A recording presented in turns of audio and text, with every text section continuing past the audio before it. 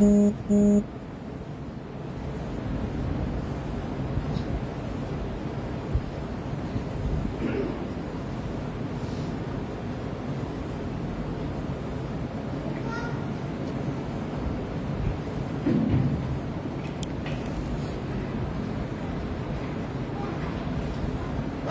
علیکم ورحمۃ اللہ وبرکاتہ.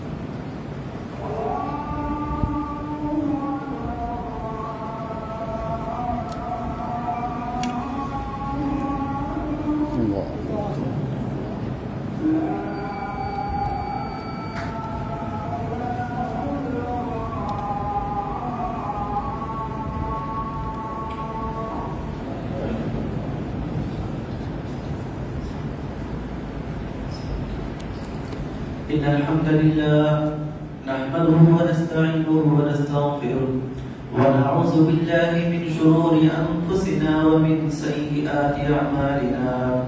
من يهده الله فلا مضل له ومن يضلل فلا هادي له. وأشهد أن لا إله إلا الله وحده لا شريك له. وأشهد أن نبينا محمدا عبده ورسوله. يا أيها الذين آمنوا اتقوا الله حق تقاته ولا تموتن إلا وأنتم مسلمون. يا أيها الناس اتقوا ربكم الذي خلقكم من نفس واحدة وخلق منها زوجها وبث منهما رجالا كثيرا ونساء. واتقوا الله الذي تساءلون به والأرحام إن الله كان عليكم رقيبا. يا أيها الذين آمنوا اتقوا الله وقولوا قولا سديدا يصلح لكم أعمالكم ويغفر لكم ذنوبكم.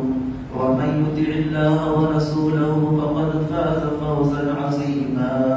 أما بعد فإن خير الحديث كتاب الله وخير الهدي هدي محمد صلى الله عليه وسلم وشر الأمور محدثاتها وكل محدثة بدعة وكل بدعة ضلالة وكل ضلالة في النار. أعوذ بالله من الشيطان الرجيم. بسم الله الرحمن الرحيم. يا أيها الذين آمنوا قوا أنفسكم وأهليكم نارا. وقال النبي صلى الله عليه وسلم كلكم راع وكلكم مسؤول عن رعيته. محترم حاضرین جمعہ، پردہ نشین خواتین اسلام، ہر قسم کی تعریف و توصیف، ہر قسم کی حمد و ثنا، ہر قسم کی بڑائی و کبریائی اسی اللہ وحدہ لا شریک خالق کائنات مالک ارض و سما کے لیے لائق و سزاوار ہے، جس اللہ تعالیٰ نے ہمیں اسلام جیسی عظیم نعمت سے نوازا، جس اللہ کی ہم انگنت اور بے شمار نعمتوں سے ہم استفادہ کرتے ہیں اور ہم پر اللہ تعالیٰ کی بے شمار نعمتیں ہیں۔ درود و سلام کا نزول و تمام انبیاء علیہ السلام پر، خصوصاً ہمارے آخری نبی جناب محمد عربی صلی اللہ علیہ وسلم پر۔ بسم اللہ اس جمعہ میں اولاد میں بگاڑ اور اولاد کے اندر جو بگاڑ ہوتا ہے اس کے کیا اسباب ہیں، ہم ہمارے اولاد کی کیسے تربیت کریں اور معاشرے کے اندر جو برائیاں پائی جاتی ہیں ان برائیوں کو ہم کیسے خاتمہ کر سکتے ہیں، کیسے ختم کر سکتے ہیں۔ معاشرہ جو ہوتا ہے یہ گھر سے اس کی ابتدا ہوتی ہے۔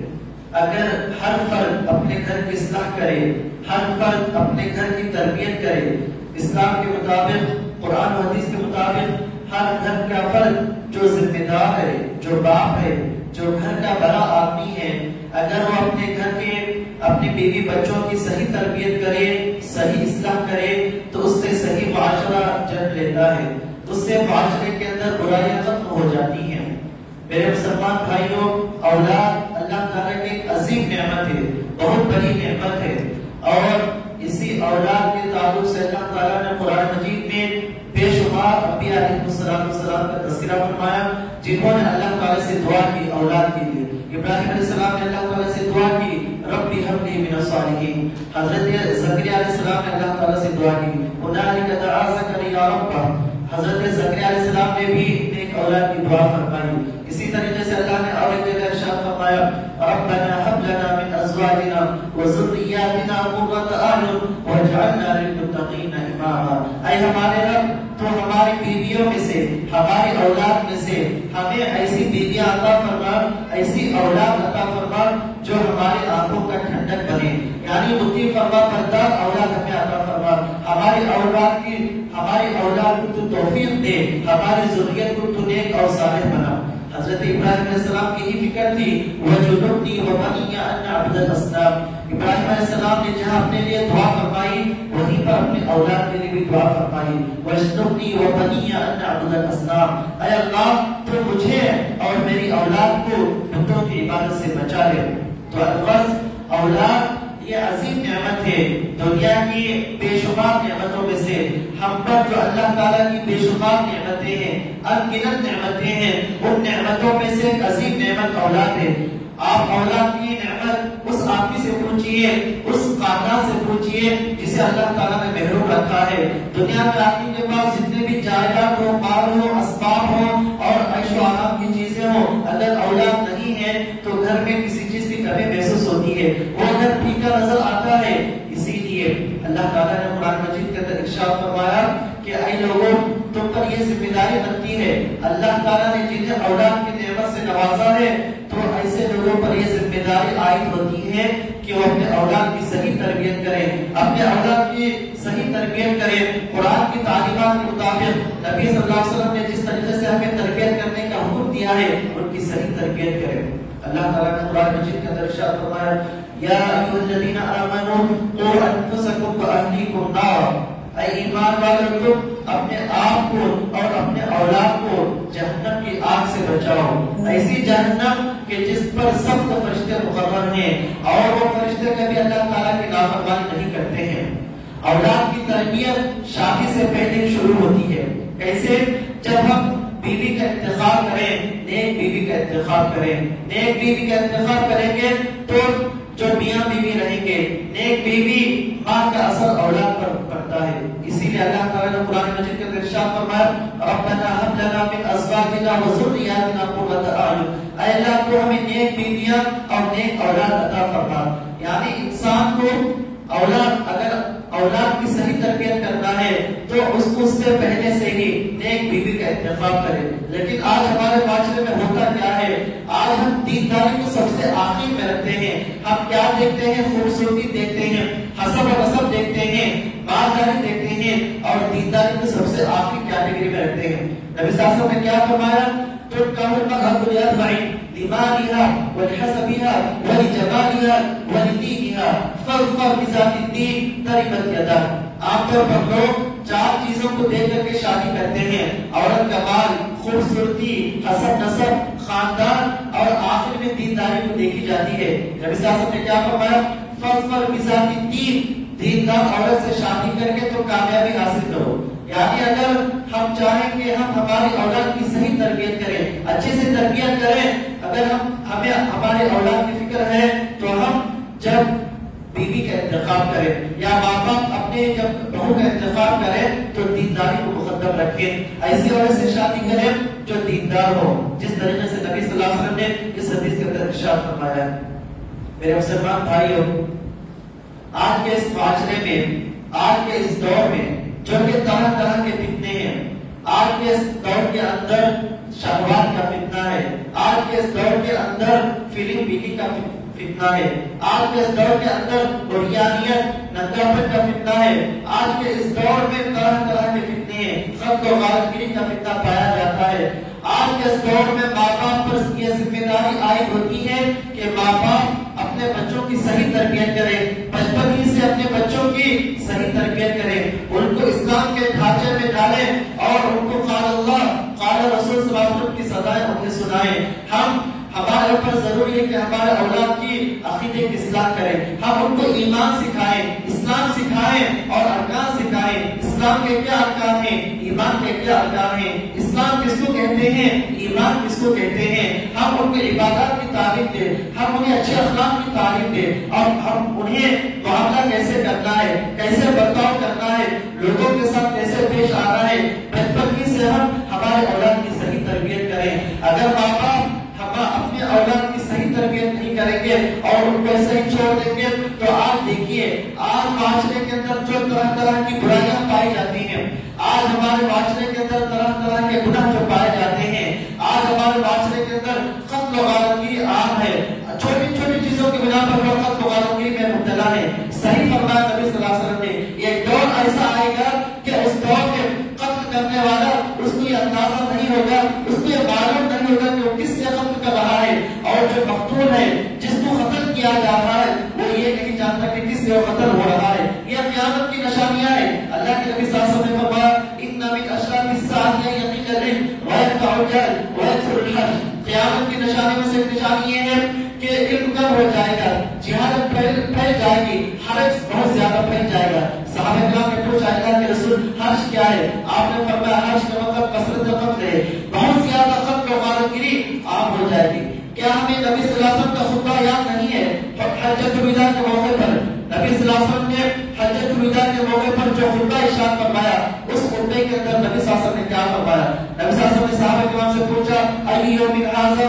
قال اللہ ورسول اعلم. قال ای شهر ھذا؟ قال اللہ ورسول اعلم. نبی صلی اللہ علیہ وسلم نے پوچھا کون سا دن ہے، کون سا مہینہ ہے؟ صحابہ کرام نے ادب کے ساتھ جواب دیا اللہ کے رسول زیادہ جانتے ہیں. نبی صلی اللہ علیہ وسلم نے فرمایا کہ الیس یوم النحر، الیس شهر ذی الحجہ. پھر اس کے بعد نبی صلی اللہ علیہ وسلم نے آگے فرمایا ان دماءکم واموالکم واعراضکم حرام علیکم کحرمۃ یومکم ھذا فی شہرکم ھذا فی بلدکم ھذا. نبی صلی اللہ علیہ وسلم نے فرمایا اے میرے صحابہ یاد رکھنا، اے مسلمانوں یاد رکھو، بے شک ان دماءکم، بے شک آپس میں تمہارا خون، تمہاری عزتیں اور تمہارے اموال اسی طریقے سے حرام ہے، اسی طریقے سے معذب اور محترم ہے جس طریقے سے یوم النحر، جس طریقے سے یوم النحر کی حرمت ہے، جس طریقے سے یوم النحر کی عظمت ہے، جس طریقے سے ذی الحجہ کے مہینے کی عظمت ہے، جس طریقے سے مکہ کا احترام ہے، جس طریقے سے مکہ کا احترام ہے، جس طریقے سے ذی الحجہ کے مہینہ، جس طریقے سے عرفے کا دن یا یوم النحر کے دن کا جو احترام ہے، اس دن کی جو حرمت ہے، ایک مومن کا خون، ایک مومن کا مال، ایک مومن کی عزت اللہ تعالیٰ کے نزدیک اس سے کہیں زیادہ اونچا مقام رکھتی ہے۔ میرے مسلمان بھائیوں، آج ہم ہمارے اولاد کی صحیح تربیت نہ کرنے کا یہ انجام ہے، یہ نتیجہ ہے کہ آج ہمارے معاشرے کے اندر طرح طرح کی برائیاں پائی جاتی ہیں۔ آج ہمارے معاشرے کے اندر قتل و غارت گیری، جھوٹ بولنا، شراب پینا، نشہ آور چیزوں کا استعمال کرنا اور دین سے دوری۔ آج ہمارے نوجوان، آج ہمارے بچے دور ہیں، اللہ ماشاء اللہ۔ ایسے ماں باپ جو اپنے اولاد کی فکر کرتے ہیں، بچپن ہی سے اپنے اولاد کی صحیح تعلیم دیتے ہیں، بچپن ہی سے اولاد کی طہارت کی تعلیم دیتے ہیں، باقی صفائی کو انہیں تعلیم دیتے ہیں، انہیں جھوٹ سے روکتے ہیں، انہیں سچ کہنے کا انہیں حکم دیتے ہیں، انہیں اللہ کے راستے میں مال خرچ کرنے کی جو عادت جو ڈالتے ہیں، ایسے ماں باپ قابل مبارکباد ہیں۔ لیکن ایسے ماں باپ جو اپنے بچوں کی تربیت نہیں کرتے ہیں، جو اپنے بچوں کی صحیح تربیت نہیں کرتے ہیں، انہیں طہارت کی تعلیم نہیں دیتے۔ آج افسوس کے ساتھ کہنا پڑتا ہے کہ بچے جب بڑے ہو جاتے ہیں، جب کوئی انہیں نماز کی تعلیم دیتا ہے تو کہتے ہیں کہ ہم پیشاب پاک نہیں ہے، یعنی ہم طہارت میں نہیں ہیں۔ حالانکہ وہ اچھے کپڑے پہنتے ہیں، نئے کپڑے پہنتے ہیں، صفائی کا خیال رکھتے ہیں، لیکن ان کے پاس طہارت نہیں ہے۔ جب ان سے کہا جاتا ہے آؤ نماز پڑھنے، تو دھڑلے سے کہتے ہیں کہ ہم طہارت کی حالت میں نہیں ہیں، ہم پیشاب پاک نہیں ہیں۔ کیا ہمیں حدیث یاد نہیں ہے؟ نبی صلی اللہ علیہ وسلم دو قبروں کے پاس سے گزر رہے تھے اور آپ صلی اللہ علیہ وسلم نے فرمایا ان دو قبر والوں کو عذاب دیا جا رہا ہے، انما لا يعذبان وما يعذبان في كبير، اما احدهما فكان لا يستنزه من البول واما الاخر فكان يمشي بالنميمه۔ صحیح بخاری کی روایت ہے، ایک مرتبہ نبی صلی اللہ علیہ وسلم گزر رہے تھے دو قبروں کے پاس سے اور نبی صلی اللہ علیہ وسلم نے فرمایا ان دو قبروں کے اندر جو دو لوگ مدفون ہیں انہیں عذاب دیا جا رہا ہے۔ نبی صلی اللہ علیہ وسلم نے فرمایا کسی بڑی چیز کی وجہ سے انہیں عذاب نہیں دیا جا رہا تھا، ان میں سے ایک آدمی پیشاب کے چھینٹوں سے نہیں بچتا تھا، وہ طہارت کی حالت میں نہیں رہتا تھا، اور دوسرا آدمی وہ غیبت اور چغلخوری کیا کرتا تھا۔ باپ تو ضروری ہے بچپن ہی سے اولاد کو طہارت کی تعلیم دے کہ بچے کیسے پاک صاف رہیں، کیسے پیشاب اور نجاست سے اپنے آپ کو پاک صاف رکھیں۔ باپ کے لیے ضروری ہے کہ اپنے بچوں کو بچپن ہی سے اچھے اخلاق انہیں سکھائیں، انہیں ایمان سکھائیں، انہیں اسلام سکھائیں، انہیں کلمہ طیبہ کی تاکید کریں، انہیں ارکان اسلام سکھائیں۔ اسلام کے کیا ارکان ہیں، توحید کیا ہے، توحید کس کو کہتے ہیں، کلمہ طیبہ کا کیا معنی ہے، لا الہ الا اللہ محمد رسول اللہ، اللہ کے سوا کوئی معبود حقیقی نہیں ہے، اللہ کے علاوہ کوئی سچا معبود نہیں ہے، محمد صلی اللہ علیہ وسلم اللہ کے رسول ہے۔ ہم ہمارے بچوں کو نماز کی تعلیم دیں۔ حدیث میں رسول اللہ نے کیا فرمایا، جب تمہارے بچے 7 سال کے ہو جائیں تو انہیں نماز کا حکم دو، جب 10 سال کے ہو جائیں اگر وہ نماز نہ پڑھے تو اس کو انہیں مارو۔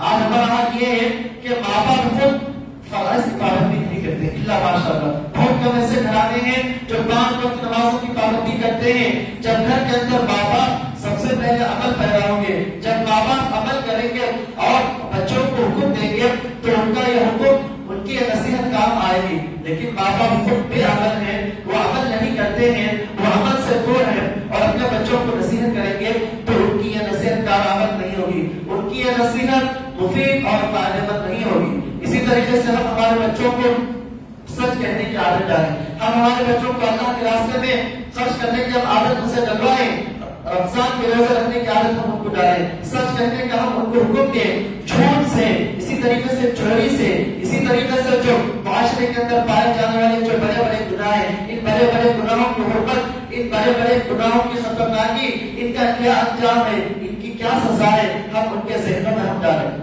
آج الحمدللہ ہمارے بچوں کے لیے فکر مند ہوتے ہیں، آج ہم ہمارے بچوں کے لیے فیوچر پلاننگ کرتے ہیں کہ بچوں کے لیے ہم یہ پڑھانا ہے، یہ کورس کرانا ہے، ڈاکٹر بنانا ہے، انجینئر بنانا ہے، بچے کو اعلیٰ تعلیم دینا ہے۔ یقیناً دیجیے ہم ماں باپ کے لیے ضروری ہے کہ بچوں کا خیال کریں، ان کی تعلیم کا خیال کریں، ان کی غذا کا خیال کریں، ان کے کپڑوں کا خیال کریں، ان کے دنیاوی زندگی کا خیال کریں، لیکن ساتھ اس کو بھی یاد رکھیں کہ ہم ہمارے بچوں کی صحیح تربیت کریں۔ ہمارے لیے ضروری ہے کہ ہم ہمارے بچوں کے جو دینی ناحیہ ہے، جو دینی پہلو ہے، اس کو بھی ہم ملحوظ رکھیں. اگر ہم ہمارے بچوں کی تربیت نہیں کریں گے تو قیامت کے دن اللہ کی بارگاہ میں ہم جواب دہ ہوں گے. اللہ تعالیٰ نے فرمایا کہ اے ایمان والو قوا انفسکم واہلیکم نارا، تم اپنے آپ کو اور اپنے اولاد کو جہنم کی آگ سے بچاؤ. حضرت علی رضی اللہ عنہ نے کہا کہ تم انہیں تعلیم دو، تم تمہارے اولاد کو کتاب و سنت کی تعلیم دو، تمہاری اولاد کی صحیح تربیت کرو. اس طریقے سے ممکن ہے کہ ہم ہمارے اولاد کو ہم صحیح تربیت کر سکتے ہیں. میرے مسلمان بھائیوں، اولاد کی تربیت کیوں ضروری ہے؟ ہم ہمارے اولاد کی جو تربیت کرتے ہیں کیوں ضروری ہے؟ اس کا جواب جاننے کے لیے ہم 3 چیزوں سے دے سکتے ہیں. پہلی چیز اس لیے ضروری ہے تاکہ ہماری اولاد ہمارے ساتھ حسن سلوک کرے. اگر ہم ہمارے اولاد کی صحیح تربیت کرتے ہیں تو یہ اولاد ہمارے ساتھ حسن سلوک کریں گے. اگر ہم ہمارے اولاد کی صحیح تربیت نہیں کریں گے تو یہ اولاد بڑی ہونے کے بعد ہمارے ساتھ حسن سلوک نہیں کرے گی. اگر ہم ہمارے اولاد کو اسلام کی اہمیت، دین اسلام کی تعلیمات، توحید کی اہمیت، رسالت کی اہمیت، سنت کی کیا اہمیت ہے، نبی صلی اللہ علیہ وسلم کا کیا مقام و مرتبہ ہے، اور خاص کر کے آج کے اس دور میں جو طرح طرح کے جو شبہات پھیلائے جا رہے ہیں نبی صلی اللہ علیہ وسلم کے متعلق یا دین اسلام کے متعلق، ہمارے لیے ضروری ہے کہ ہم ہمارے بچوں کو وقت نکال کر کے ہم ہمارے بچوں کو نصیحت کرتے رہیں. صرف ہم ہمارے بچوں کو دنیا کی چیزیں دینا، موبائل دینا، اچھے کپڑوں کے انتظام کرنا، اعلیٰ تعلیم دلوانا یہ کافی نہیں ہے، بلکہ ماں باپ کی ذمہ داری ہے کہ وقت نکال کر کے اپنے بچوں کو تربیت کریں، انہیں دین سکھائیں، انہیں قرآن سکھائیں، انہیں ایمان کی تعلیم دیں، انہیں اسلام کی تعلیم دیں، انہیں سچائی کی اہمیت بتائیں، انہیں عبادت کی اہمیت کو سمجھائیں، انہیں لوگوں کے ساتھ کیسے معاملہ کرنا ہے، کیسے ادب کے ساتھ پیش آنا ہے. ان تمام چیزوں کی ہم تعلیم دیں. جب ہم ہمارے اولاد کی صحیح تربیت کریں گے تو یہ اولاد ہماری زندگی میں ثواب کا ذریعہ بنیں گے، اور ہمارے وفات کے بعد بھی یہی اولاد ہمارے لیے صدقہ جاریہ رہیں گے. نبی صلی اللہ علیہ وسلم نے کیا فرمایا؟ اذا مات الانسان انقطع عنه عمله الا من ثلاث، الا من صدقة جاریہ او علم ينتفع به او ولد صالح يدعو له. رواہ بخاری کی روایت ہے. جب انسان کی وفات ہو جاتی ہے تو اس کا نام اعمال بند ہو جاتا ہے، اس کا رجسٹر کلوز ہو جاتا ہے. لیکن 3 چیزیں ایسی ہیں جن 3 چیزوں کی وجہ سے انسان قبر میں سویا ہوا ہے، انسان زمین کے پیٹ میں سویا ہوا ہے، لیکن اس کے باوجود بھی اس کو ثواب ملتا رہتا ہے. ان میں سے پہلی چیز الا من صدقۃ جاریہ، صدقہ جاریہ. کسی نے کوئی مسجد بنائی، کسی نے کوئی کنواں کھدوایا، یا کسی نے کوئی ایسا کام کر کے گیا جس سے لوگ برابر فائدہ اٹھا رہے ہیں. جو صدقہ جاریہ ہے، صدقہ جاریہ کا ثواب انسان کو مرنے کے بعد اس کو ملتا رہے گا. جب تک لوگ اس سے فائدہ اٹھاتے رہیں گے انسان قبر میں مدفون ہے، لیکن اس کو برابر ثواب ملتا رہے گا. الا من صدقۃ جاریہ او علم ينتفع به، یا ایسا علم جس سے لوگ فائدہ اٹھاتے ہوں. انسان کو کتاب لکھ کر کے گیا ہے. آج بھی ہم امام بخاری، امام مسلم، امام ابن تیمیہ رحمہ اللہ، امام ابن القیم یا اسی طریقے سے جن کا علماء جو آج سے تقریباً 1000 سال 1200 سال پہلے جو وفات پا چکے ہیں، آج بھی ہم ان کا نام لیتے ہیں اور ان کو کہتے ہیں رحمہ اللہ، اللہ ان کا رحم کرے. یہ کس چیز کا بدلہ ہے؟ انہوں نے جو علم چھوڑ کر گیا ہے جس سے ہم لوگ فائدہ اٹھا رہے ہیں، یہ بھی ان کے لیے صدقہ جاریہ ہے. اور ولد صالح يدعو له، یا نیک اولاد جو اپنے ماں باپ کے لیے دعا کریں. اگر ہم ہمارے بچوں کی تربیت نہیں کریں گے تو کیسے نیک بنیں گے اور کیسے وہ ہمارے لیے صدقہ جاریہ بنیں گے؟ تو اس لیے ضروری ہے کہ ہم اس پہلو پر توجہ دیں. اللہ تعالیٰ نے قرآن مجید میں حضرت لقمان علیہ السلام کی نصیحت کو اللہ تعالیٰ نے بیان فرمایا. حضرت لقمان اپنے بیٹے کو نصیحت کرتے ہوئے فرمایا وَإِذْ قَالَ لُقْمَانُ لِابْنِهِ وَهُوَ يَعِظُهُ يَا بُنَيَّ لَا تُشْرِكْ بِاللَّهِ إِنَّ الشِّرْكَ لَظُلْمٌ عَظِيمٌ. یاد کرو اس وقت کو جبکہ لقمان نے اپنے بیٹے کو نصیحت کرتے ہوئے فرمایا یا بنی لا تشرک باللہ، اے میرے بچے، اے میرے بیٹے، اللہ تعالیٰ کے ساتھ شرک نہ کرنا. کیوں؟ ان الشرک لظلم عظیم، یقینا شرک بہت بڑا گناہ ہے. آج ہم ہمارے بچوں کو قرآن پڑھنے سے پہلے، قرآن سکھانے سے پہلے، قرآن قاعدہ سکھانے سے پہلے سب سے پہلے توحید کی تعلیم دیں. سب سے پہلے ہم شرک سے ان کو روکیں. توحید کیا ہے، شرک کیا ہے، ہم ان کے ذہنوں میں اس بات کو ڈالیں. پھر اس کے بعد آگے کیا میں فرمایا یا بنی انها ان تكن مثقال حبة من خردل فتكن في صخرة او في السماوات او في الارض يأتي بها الله. اے میرے بچے، ایک رائی کے دانے کے برابر بھی تم نے جو عمل کیا ہے، رائی کے دانے کے برابر بھی تم نے جو نیکی کی ہے یا برائی کی ہے، اور یہ نیکی یا برائی کسی پہاڑ میں تم نے کی ہے یا آسمانوں میں کی ہے یا زمینوں میں کی ہے، اللہ تعالیٰ قیامت کے دن اللہ تعالیٰ اس کو لانے کے حاضر کرے گا۔ ہمارے بچوں کے ذہنوں میں نیکی کی اہمیت ہم سمجھائیں، نیک اعمال کی اہمیت ان کے ذہنوں میں ڈالیں اور یہ سمجھائیں، یہ بتائیں کہ جھوٹ بولنا، جھوٹ پر عمل کرنا یا نشہ اور چیزوں کا استعمال کرنا۔ آج ہمارے معاشرے میں دیکھتے ہیں کہ ہم ہماری تربیت صحیح نہ کرنے کی وجہ سے لوگ ہمارے بچے نشہ اور چیزوں کا استعمال کرتے ہیں، گٹکا کھاتے ہیں، شراب پیتے ہیں اور معاملہ اس سے آگے قتل و غارت بھی بہت عام ہو چکی ہے۔ تو اسی کا نتیجہ ہے کہ ماں باپ اگر نیکیوں کی اہمیت سمجھائے اور گناہوں کی سختی اس کا کیا انجام ہے اس کو اگر بتائیں گے تو ہمارے اولاد کی اصلاح ہوگی، ہمارے اولاد کی تربیت ہوگی۔ اللہ تعالیٰ نے کیا فرمایا؟ من قتل نفسا بغیر نفس او فساد فی الارض فکأنما قتل الناس جميعا ومن احیاها فکأنما احیا الناس جميعا۔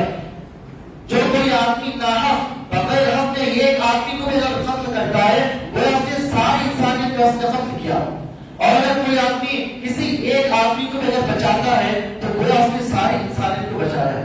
یہاں پر غور کیجئے، کوئی آدمی ناحق بغیر حق کے اگر کسی کو قتل کرتا ہے تو وہ اس نے ساری انسانیت کا قتل کیا۔ یہ بہت بڑا گناہ ہے قتل کرنا، اس کی سنگینی، اس کی برائی، اس کی سختی ہم ہمارے بچوں کے ذہنوں میں ڈالیں، ہم ان کی صحیح تربیت کریں۔ جتنے بھی گناہ معاشرے کے اندر پائے جاتے ہیں، جو گناہ ہم ہمارے آنکھوں سے کرتے ہیں یا ہمارے ہاتھ پیر سے کرتے ہیں یا ہم چل کر کے جو گناہ کرتے ہیں، آج کے دور میں موبائل وغیرہ ہے، اسی طریقے سے سوشل ویب سائٹس ہیں، آج ہم ہمارے اولاد کو دے دیں گے اور اس کی ہم نگرانی نہیں کریں گے کہ ہمارے بچے کا صحیح استعمال کر رہے ہیں یا غلط استعمال کر رہے ہیں، تو اس کے ذمہ دار ہم ہوں گے، اس کے جواب کے ہم ہوں گے۔ تو اس لیے ضروری ہے کہ ہم ہمارے اولاد کی صحیح تربیت کریں۔ اور ایک جگہ اللہ تعالیٰ نے فرمایا وَمَن يَقْتُلْ مُؤْمِنًا مُتَعَمِّدًا فَجَزَاؤُهُ جَهَنَّمُ خَالِدًا فِيهَا وَغَضِبَ اللَّهُ عَلَيْهِ وَلَعَنَهُ وَأَعَدَّ لَهُ عَذَابًا عَظِيمًا۔ جو کوئی کسی مومن کو ناحق قتل کرتا ہے، جو کوئی کسی مومن کو قتل کرتا ہے جان بوجھ کر کے، تو ایسے آدمی کو اللہ تعالیٰ نے 3 دھمکیاں، 3 وعید سنائی ہے۔ سب سے پہلی وعید یہ ہے کہ اس کا ٹھکانہ جہنم ہے۔ جو کوئی کسی کو قتل کرتا ہے اس کا ٹھکانہ جہنم ہے، اس میں وہ ہمیشہ رہے گا، اللہ کے غضب کا وہ مستحق ہوگا، اللہ تعالیٰ کے غضب کا وہ مستحق ہوگا۔ ایک مومن کی جستجو یہ ہوتی ہے کہ اللہ تعالیٰ ہم سے راضی ہو جائے، اللہ کی رضامت حاصل ہو جائے، اور جس آدمی کو اللہ کا غضب حاصل ہو جائے ایسا آدمی قیامت کے دن جہنم میں جائے گا۔ وغضب اللہ علیہ ولعنہ، اللہ کی لعنت اس پر ہوتی ہے، اللہ تعالیٰ ایسے آدمی کو اپنے رحمت سے دور کر دیتا ہے۔ وَأَعَدَّ لَهُ عَذَابًا عَظِيمًا، اور اللہ تعالیٰ ایسے آدمی کے لیے ہمیشہ رہنے والا عذاب، اللہ تعالیٰ اس کے لیے ایسے عذاب میں اللہ تعالیٰ اس کو داخل کرے گا۔ ایک حدیث میں صاحب نے فرمایا من حمل علینا السلاح فلیس منا، ایک مسلمان آدمی کسی کو مذاق کے اندر یا ڈرانے کے لیے کوئی اسلحہ اٹھاتا ہے، اس سے بھی نبی صلی اللہ علیہ وسلم نے روکا ہے۔ نبی صلی اللہ علیہ وسلم نے کہا کہ کسی مسلمان کے لیے جائز نہیں ہے کہ مذاق میں یا کسی کو ایسے ڈرانے کے لیے کوئی اسلحہ، کوئی سلاح وہ اٹھائے اور اس سے اشارہ کرے۔ جب اشارہ کرنے سے جب روکا گیا ہے تو کسی ناحق آدمی کو قتل کرنا یہ بہت سنگین گناہ ہے، یہ بہت سخت گناہ ہے۔ اس لیے نبی صلی اللہ علیہ وسلم نے اس کا ارشاد فرمایا اجتنبوا السبع الموبقات، اے لوگوں 7 ہلاک کرنے والی چیزوں سے بچو۔ ان 7 ہلاک کرنے والی چیزوں میں سے کیا؟ الشرک والسحر وقتل النفس التي حرم الله الا بالحق، ان میں سے پہلی چیز شرک ہے اور دوسرا جادو ہے اور تیسرا بڑا گناہ قتل النفس التي حرم الله الا بالحق، کسی نفس کو قتل کرنا، کسی جان کو قتل کرنا، کسی آدمی کو قتل کرنا جس کا خون حرام ہے مگر حق سے۔ حق کیا ہے؟ نبی صلی اللہ علیہ وسلم نے فرمایا کہ لا يجوز لا يحل دم المسلم الا باحدى ثلاث، کسی آدمی کا خون حلال نہیں ہے مگر 3 چیزوں سے۔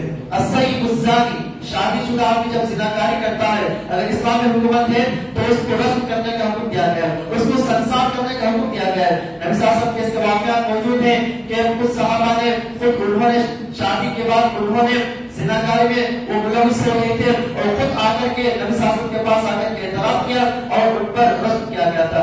مالک اسلمی یا اسی طریقے سے کچھ اور صحابہ جن کا ذکر ہمیں ملتا ہے۔ السیب الزانی والنفس بالنفس، اور خون کے بدلے خون، کوئی آدمی کسی کو قتل کرتا ہے اس کے بدلے میں اس کو قتل کیا جائے گا۔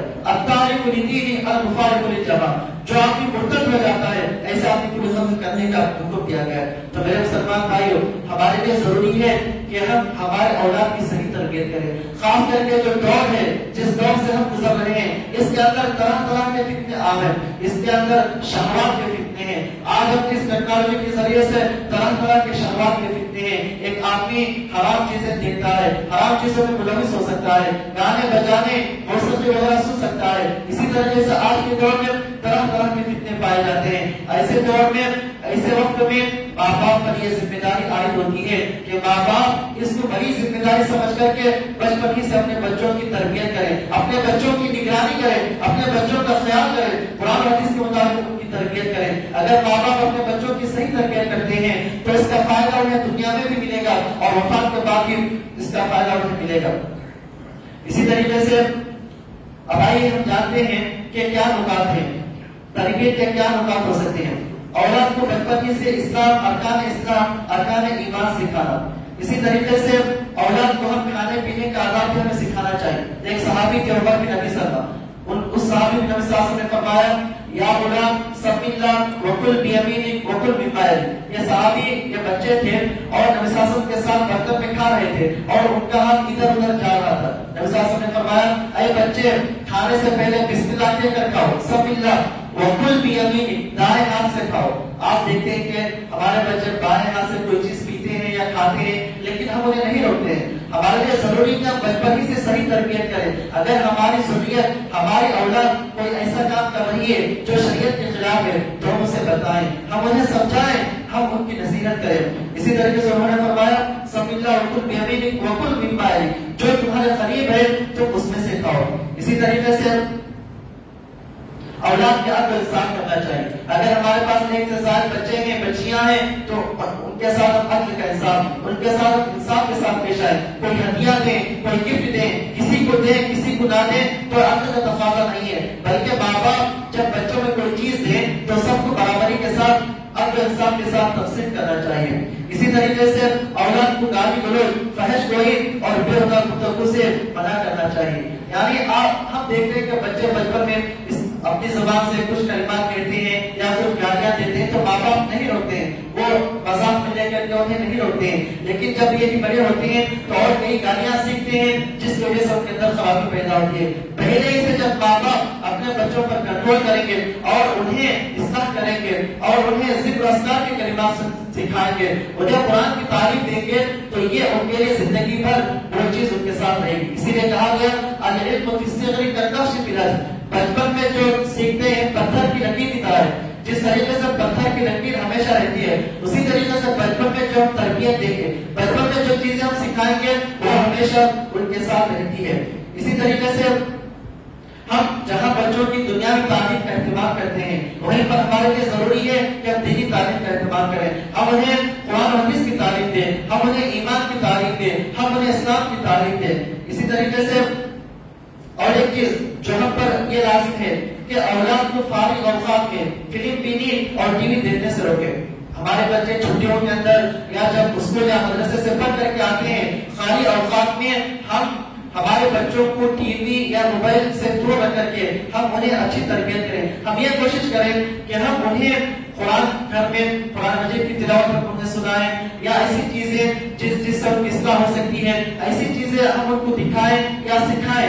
لیکن ہم بچوں کو ٹیلی ویژن یا موبائل کا عادی بنائیں گے تو یہ دھیرے دھیرے یہیں سے ان کی بربادی شروع ہوتی ہے۔ اسی طریقے سے اولاد کو بری صحبت سے بچانا ضرور ضروری ہے۔ بچے جب دھیرے دھیرے بڑے ہوتے ہیں اور بڑے لوگوں کی صحبت اختیار کرتے ہیں، بڑے ساتھیوں کی صحبت اختیار کرتے ہیں تو اس کی وجہ سے بہت ساری برائیاں ان کے اندر پیدا ہوتی ہیں۔ جھوٹ بولنا، چوری کرنا یا اسی طریقے سے چوری کرنا یا دوسروں کا مال ہڑپ کر لینا یا نشاور چیزوں کا استعمال کرنا، گٹکا کھانا یا شراب پینا، دھیرے دھیرے یہ اور بڑے بڑے جرائم کی جانب منتقل ہو جاتے ہیں، یہاں تک کہ خود غارتگری تک مسئلہ چلے جاتا ہے۔ اگر ماں باپ اپنے بچوں کو دیکھیں، نگرانی کریں کہ وہ کس سے مل رہے ہیں، ان کے دوست کون کون ہیں اور دیکھ کر کے ان کی صحیح تربیت کریں۔ نبی صلی اللہ علیہ وسلم نے فرمایا المرء علی دین خلیلہ، اور ایک حدیث میں نبی صلی اللہ علیہ وسلم نے ارشاد فرمایا کہ مثل الجلیس الصالح والجلیس السوء کحامل المسک والنافخ الکیر، اچھے اور برے ساتھی کے ساتھ پشت بیچنے والے آدمی اور ایک بھٹی والے آدمی کی طرح ہے۔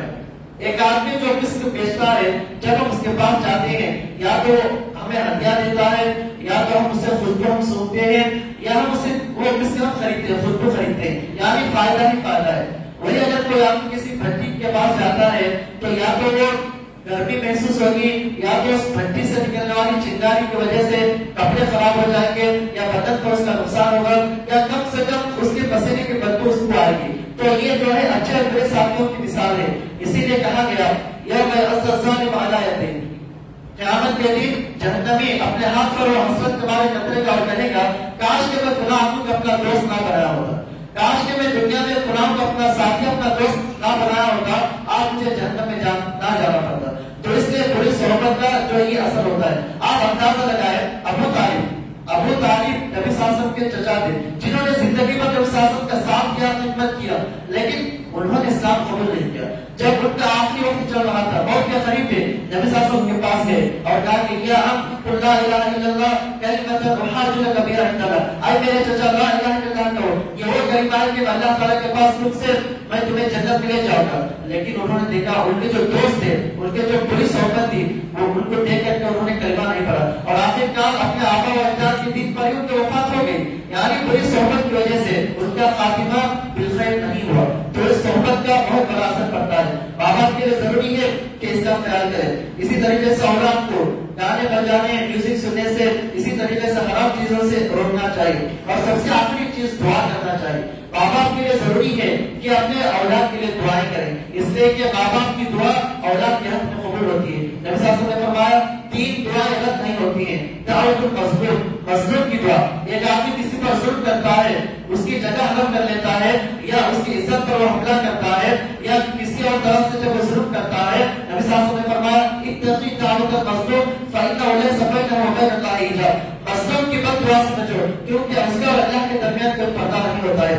اور دوسرا نبی صلی اللہ علیہ وسلم نے فرمایا دعوت المسافر، مسافر کی دعا نہیں ہوتی۔ اور تیسرے دعوت الوالد لولدہ، والد کی دعا اپنے بچوں کے حق میں، ان کی دعا کبھی رد نہیں ہوتی ہے۔ تو اس لیے ماں باپ کو چاہیے کہ اپنے اولاد کے حق میں دعا کرے۔ یہاں پر ایک مثال، حضرت ابراہیم علیہ السلام نے دعا کی۔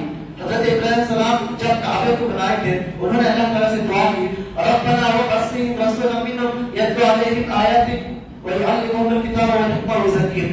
جب خانہ کعبہ سے فارغ ہوئے حضرت ابراہیم علیہ السلام، تو ابراہیم علیہ السلام نے اللہ تعالیٰ سے دعا کی اے اللہ مکہ میں ایک ایسے رسول کو بھیج جو ان کو تزکیہ کرے، جو ان کو پاک کرے، جو انہیں رہنمائی کرے۔ اللہ تعالیٰ نے ابراہیم علیہ السلام کی دعا کب قبول کیا؟ تقریباً 2500 سال کے بعد۔ 2500 سال کے بعد نبی صلی اللہ علیہ وسلم کی بعثت ہوئی مکہ کے اندر۔ ابراہیم علیہ السلام نبی صلی اللہ علیہ وسلم کے درمیان تقریباً 2500 کا فاصلہ ہے۔ نبی صلی اللہ علیہ وسلم نے حدیثوں کے اندر فرمایا کہ میں میرے دادا ابراہیم علیہ السلام کے دعا کا میں ثمرہ ہوں، نتیجہ ہوں۔ ابراہیم علیہ السلام نے کب دعا کی؟ 2500 سال پہلے دعا کی اور اللہ تعالیٰ نے اس دعا کو 2500 سال کے بعد قبول کیا اور محمد صلی اللہ علیہ وسلم کو مکہ میں رسول بنا کر کے بھیجا۔ تو ماں باپ کی دعا اپنے اولاد کے حق میں قبول ہوتی ہے۔ آخر میں اللہ تعالیٰ سے دعا ہے کہ اللہ ہمیں ہمارے اولاد کی صحیح تربیت کرنے کی توفیق عطا فرما۔ اللہ ہمیں کتاب و سنت کے مطابق ہمیں اپنے اولاد و ذریت کی تربیت کرنے کی توفیق عطا فرما۔ اللہ ہمیں سے ہر مسلمان آدمی کو ہمارے بچوں کو ایمان، اسلام، کلمہ توحید سکھانے کی توفیق عطا فرما۔ اللہ ہمیں کتاب و سنت کے مطابق ان کی تربیت کرنے کی توفیق عطا فرما۔ اللہ معاشرے کے اندر جو برائیاں پائی جا رہی ہیں، جو قتل و غارتگری ہے یا اس طرح کی جو برائیاں، جو جرائم پائی جا رہی ہیں، اللہ کو خاتمہ بالخیر فرما۔ اللہ کو انہیں ہدایت دے۔ اللہ کو ہر چیز پر قادر ہے۔ اللہ ہمیں سے جو لوگ گنہگار ہیں، اللہ ہمارے گناہوں کو معاف فرما۔ اللہ جو مصیبتوں کو دور فرما۔ اللہ جو بیمار ہیں انہیں شفا کاملہ عاجلہ نصیب فرما۔ اللہ جو ایمان اسلام کے حالت میں جن کی وفات ہوئی ہے، اللہ ان کی خبروں کو نور سے بھر دے، ان کی خبروں کو تو روشنی سے بھر دے۔ آمین۔ وآخر دعوانا الحمدللہ رب العالمین۔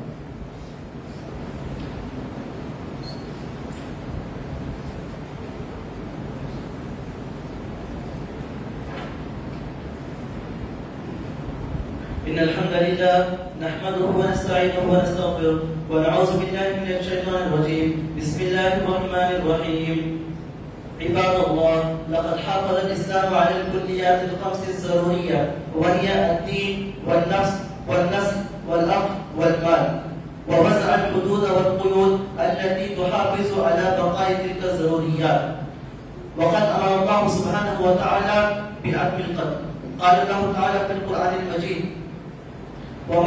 من أجل ذلك كتبنا على بني إسرائيل أنه من قتل نفسا بغير نفس أو فساد في الأرض فكأنما قتل الناس جميعا ولقد حق غضب الله ولعنته على من قتل مؤمنا بغير حكم شرعي وحق مرعي. قال تعالى: ومن يقتل مؤمنا متعمدا فجزاؤه جهنم خالدا فيها وغضب الله عليه ولعنه وأعد له عذابا عظيما. وقال الله تعالى: والذين لا يدعون مع الله إلها آخر ولا يقتلون النفس التي حرم الله إلا بالحق. وأيضا قال الله تعالى، قال النبي صلى الله عليه وسلم: إذا التقى المسلمان بسيفيهما فالقاتل والمقتول في النار. فسأل الصحابة: يا رسول الله هذا القاتل فما بال المقتول؟ قال: لأنه كان حريصا على قتل صاحبه. وأيضا قال النبي صلى الله عليه وسلم: لا ترجعوا بعد كفارا يضرب بعضكم رقاب بعض. وأيضا ورد في الحديث: لقتل مؤمن أعظم عند الله من زوال الدنيا. قال النبي صلى الله عليه وسلم: لقتل مؤمن أعظم عند الله من زوال الدنيا. وأيضا قال: الكبائر الإشراك بالله وقتل النفس واليمين الغموس. وأيضا قال الله تبارك وتعالى في القرآن المجيد: ومن يقتل مؤمنا متعمدا فجزاؤه جهنم خالدا فيها وغضب الله عليه ولعنه وأعد له عذابا عظيما. إنها ثلاث عقوبات عظيمة كل واحدة منها توجر القلب وتفزع الناس. أولا نار جهنم، فيا ويله ما أصبره على نار جهنم، وقد فصلت على نار الدنيا كلها ب69 جزءا. وغضب الله عليه وبئس ما حصل لنفسه من غضب الرب العظيم ولعنه فتركه وأبعده عن رحمته سبحانه وتعالى. فويل لقاتل المؤمن المتعمد، ويل له من هذه العقوبات النار وغضب الرب عز وجل.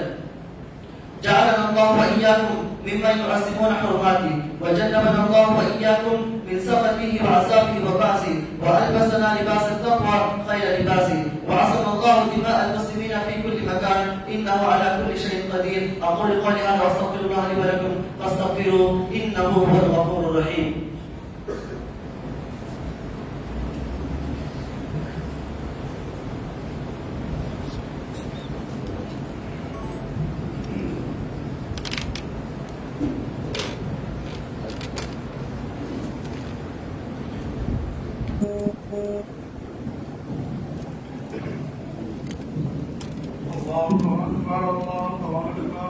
أشهد أن لا إله إلا الله، أشهد أن محمدا رسول الله. حي على الصلاة، حي على الفلاح، قد قامت الصلاة، قد قامت الصلاة. الله أكبر، الله أكبر، لا إله إلا الله.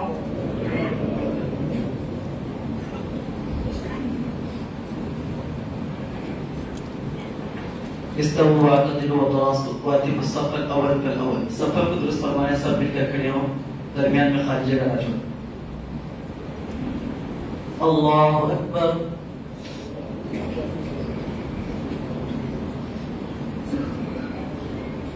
الحمد لله رب العالمين الرحمن الرحيم مالك يوم الدين إياك نعبد وإياك نستعين اهدنا الصراط المستقيم صراط الذين أنعمت عليهم غير المغضوب عليهم ولا الضالين.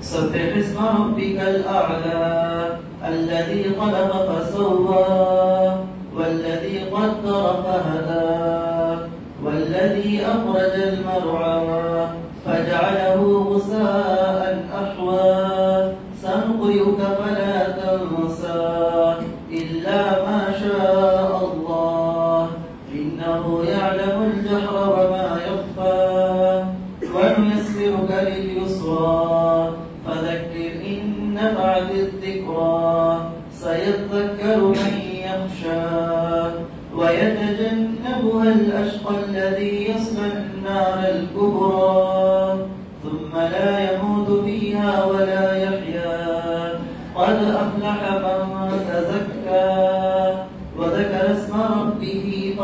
كلا بل تؤثرون الحياة الدنيا والآخرة خير وأبقى إن هذا لفي الصحف الأولى صحف إبراهيم وموسى.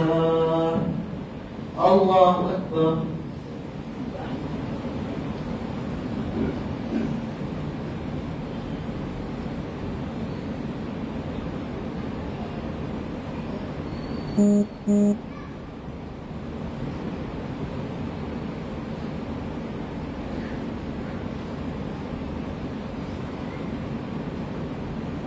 سمع الله لمن حمده.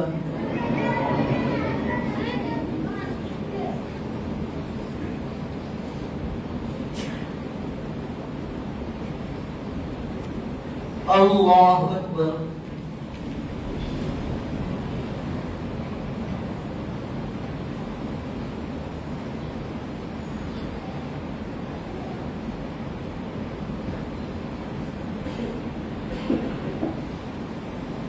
الله أكبر.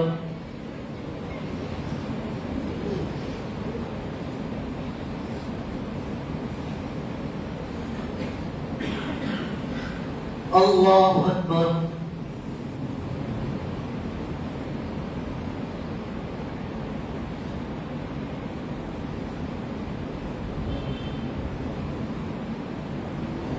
الله أكبر.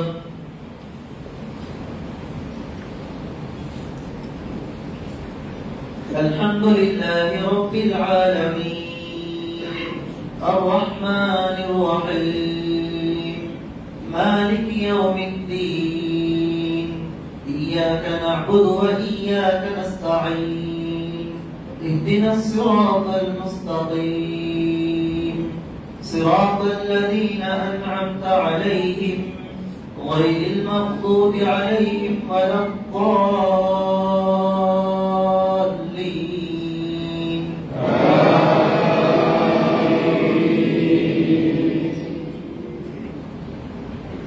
أفلا ينظرون إلى الإبل كيف خلقت وإلى السماء كيف رفعت وإلى الجبال كيف نصبت وإلى الأرض كيف سطحت فذكر إنما أنت مذكر لست عليهم بمسيطر إلا من تولى وكفر فيعذبه الله العذاب الأكبر إن إلينا إيابهم ثم إن علينا حسابهم. الله أكبر.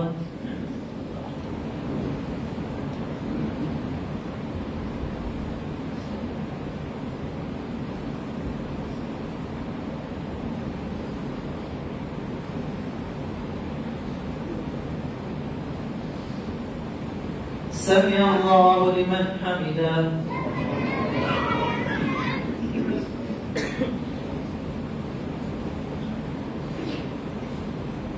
الله أكبر.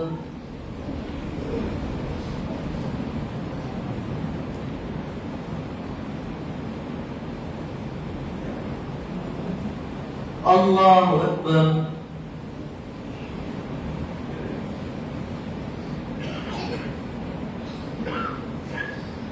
الله أكبر.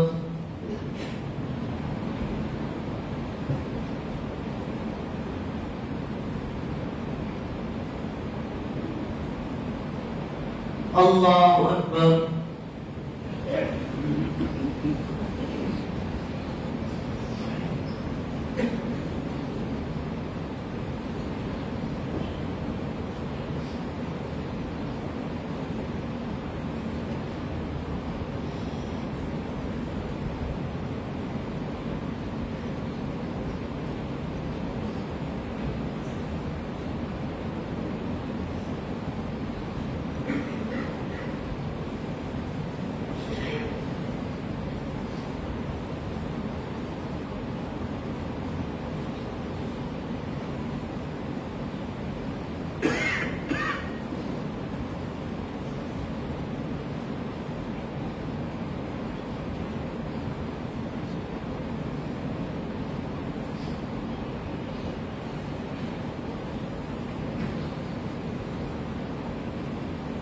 السلام علیکم ورحمۃ اللہ. السلام علیکم ورحمۃ اللہ.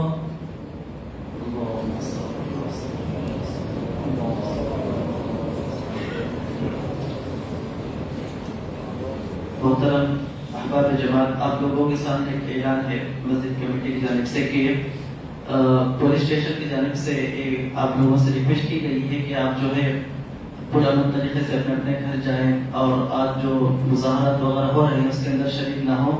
جزاکم اللہ خیر.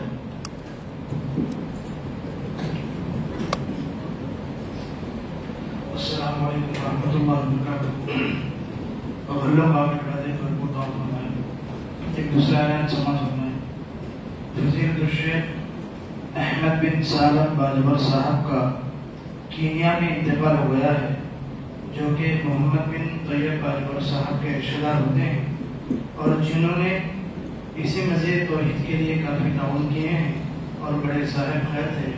ان کے غائبانہ نماز جنازہ بھی پڑھی جا رہی ہے.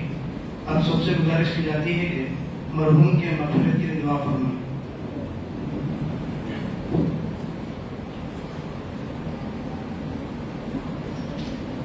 غائبانہ نماز جنازہ کے لیے سب ترتیب کر لیں. انشاءاللہ بھی نماز ادا کی جائے گی انشاءاللہ.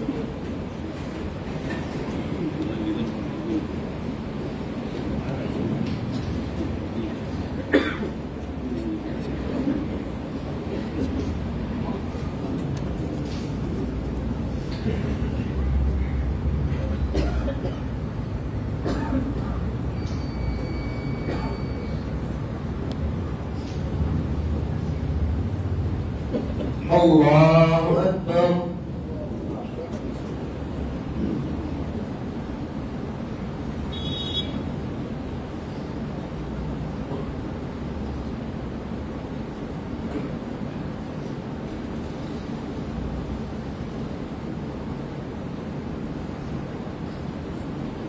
اللہ اکبر.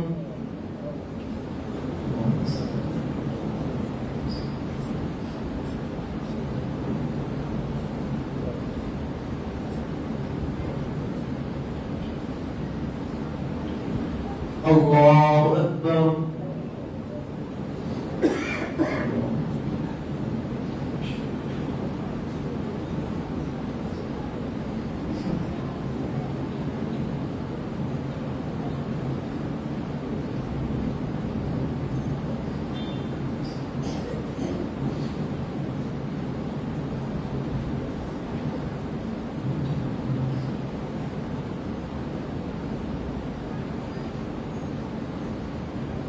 اللہ اکبر. السلام علیکم ورحمۃ اللہ.